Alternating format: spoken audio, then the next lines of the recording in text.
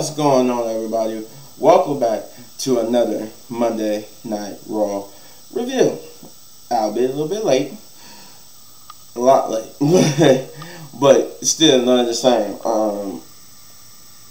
Nonetheless, this episode of Monday Night Raw was plagued by travel issues.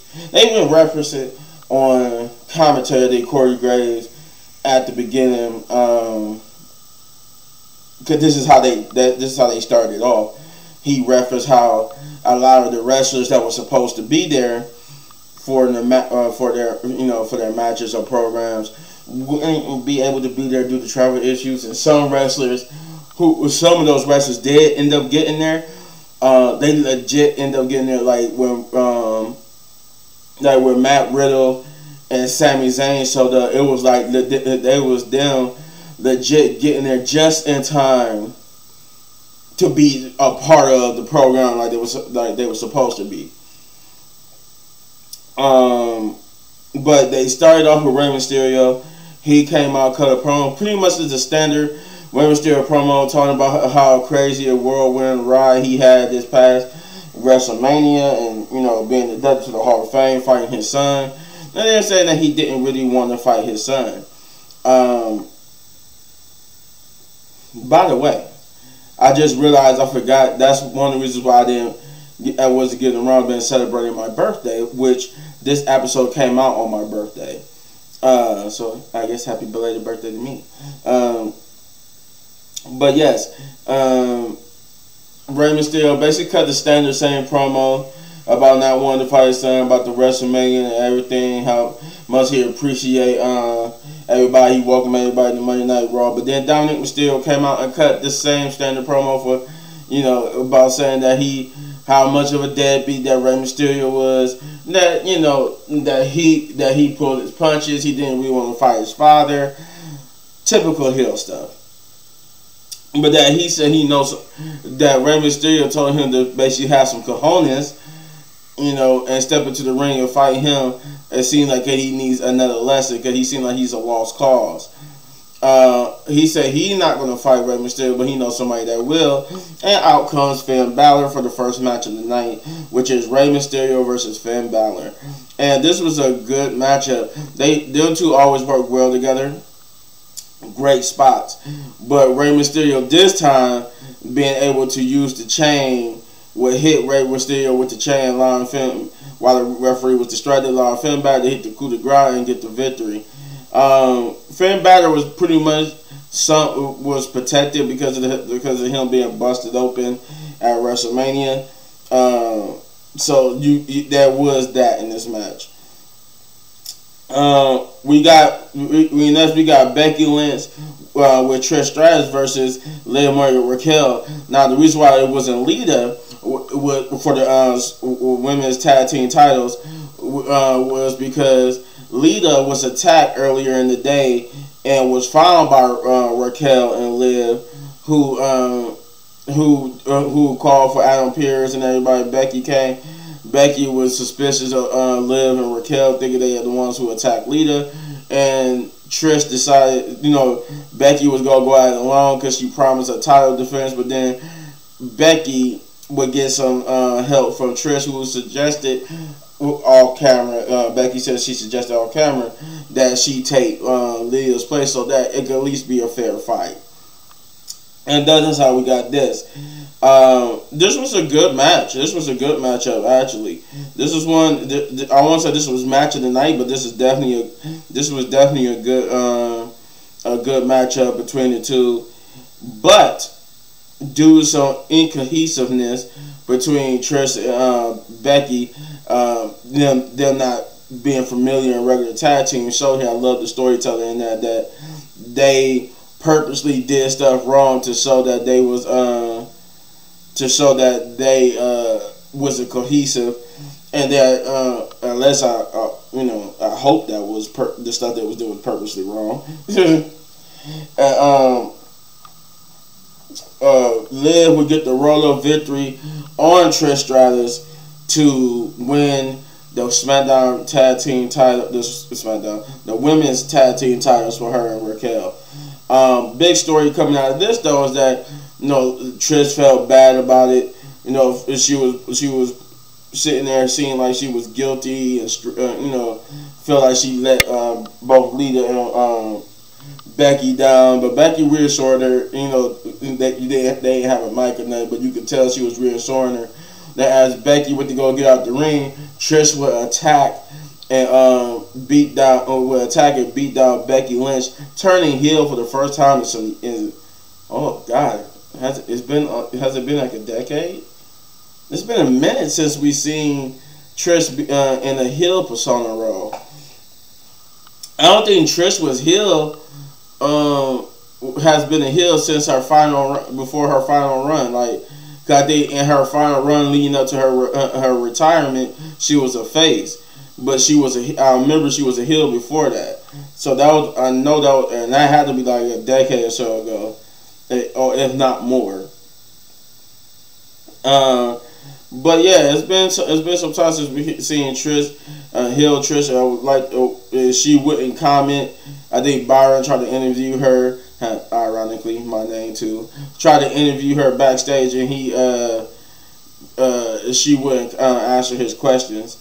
We would get a Paul Heyman promo where Paul Heyman would discuss the Kevin Owens promo. They did ask him again about Brock Lesnar.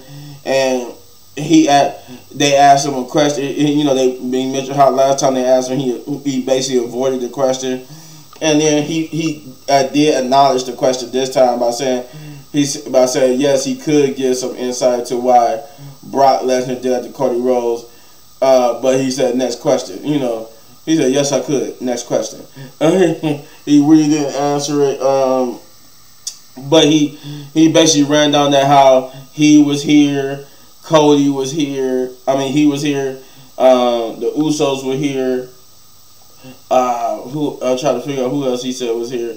Oh, Solo was here. He said the Usos, him, and Solo was here, and that he made it the reason why Matt Riddle and Sami Zayn wasn't here because they knew they was here, and they decided to catch a later flight, and that the travel issues for them were just an excuse. And that he said, you know, then he talked about what type of deplorable people will take advantage of this situation and attack Kevin Owens when he's obviously injured and has no backup, and would do the bidding of the tribal chief. And he said we the ones. We got Bobby Lashley versus Bronson Reed, which was also a good match.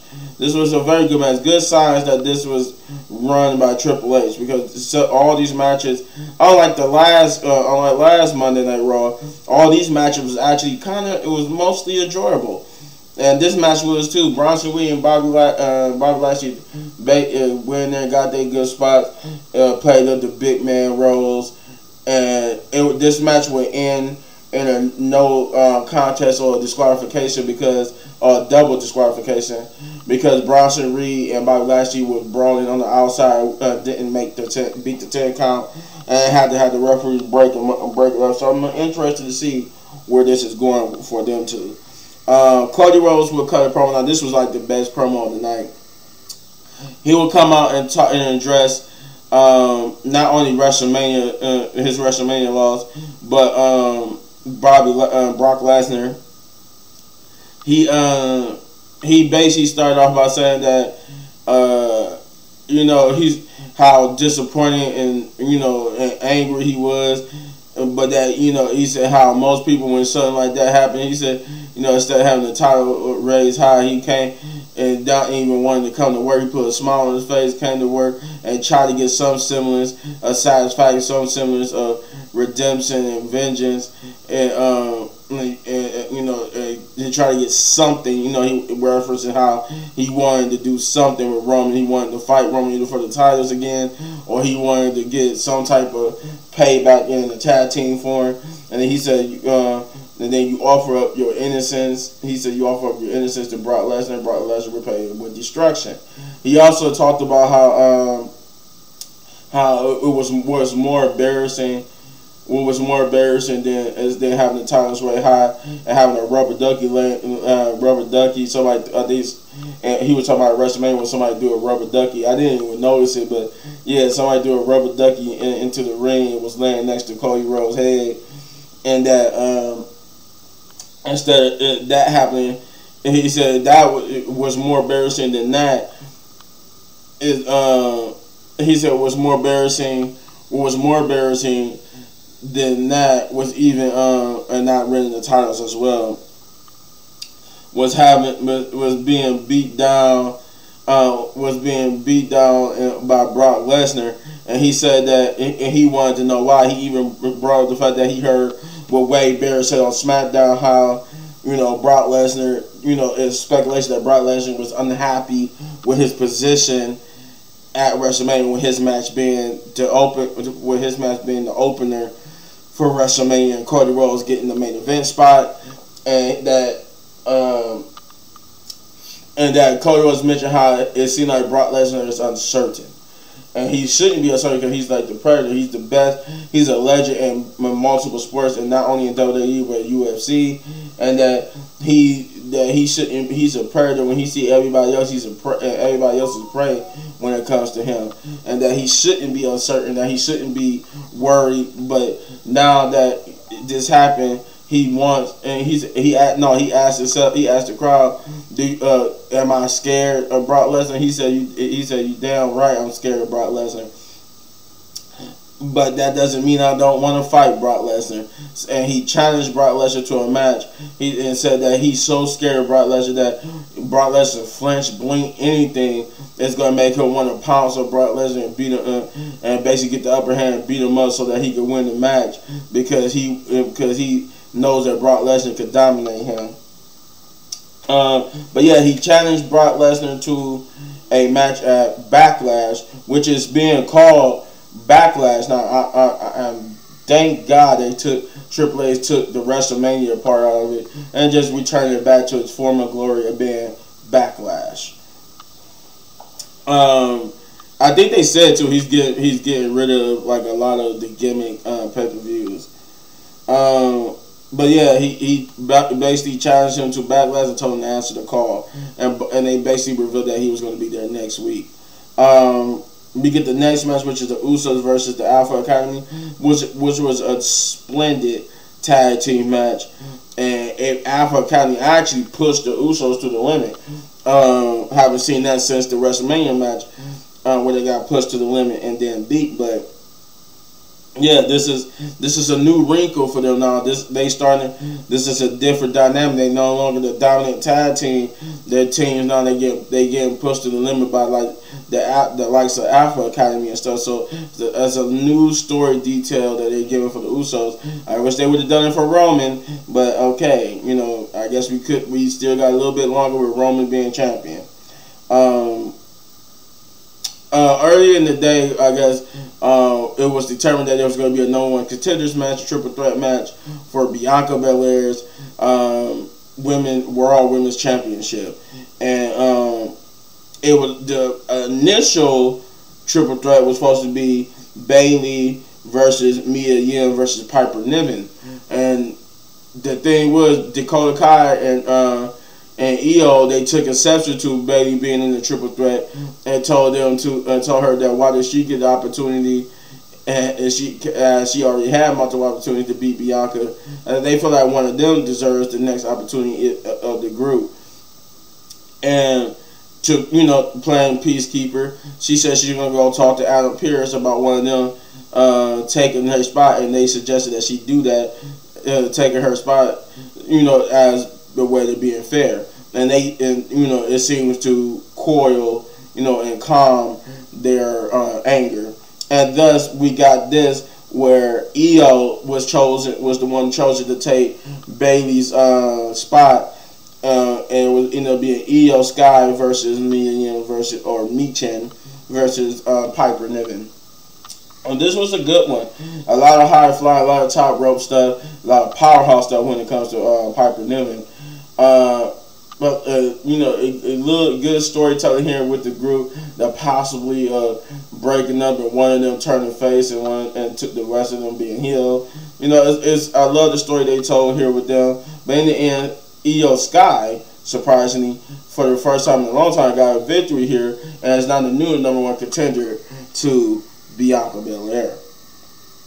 And then we got the main event, which is Kevin Owens versus Solo Sikoa. And a story coming in here that's Kevin Owens has still got a bum knee for only being attacked a couple 2 days ago for Monday Night Raw, on Friday, and he still got a bum knee, but he's just gonna keep on fighting and truck through it. And that's what he did. This was a good main event. Maybe not the best main event, but it was a good main event for what it was. It was for what they had on hand, and good storytelling here with Solo and them.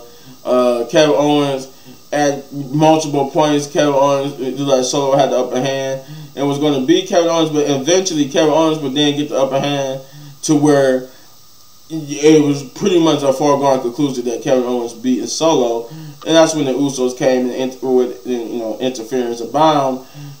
They would help Solo get the victory just when Kevin Owens was about to close out the match.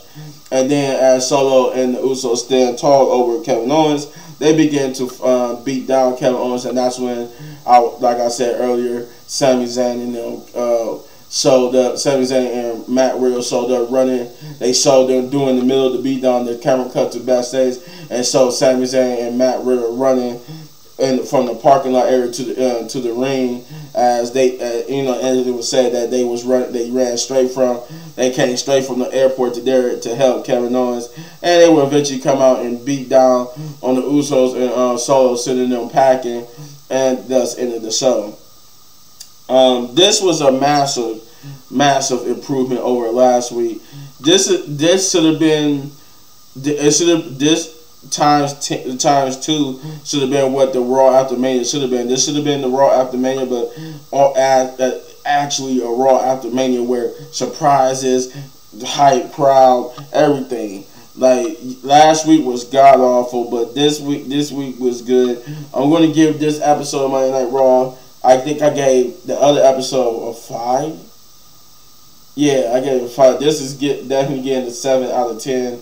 As it was a good time. But you let me know in the comments down below what you thought. If you enjoyed my review, you hit this button right there in the upper right corner for all of my WWE reviews. And if you enjoyed the video so much and want to support the channel, you know what to do. Hit those buttons. And as always, hitting you on the videos for more of my major content. But don't go anywhere because I got more Evil Western reactions coming your way. Peace.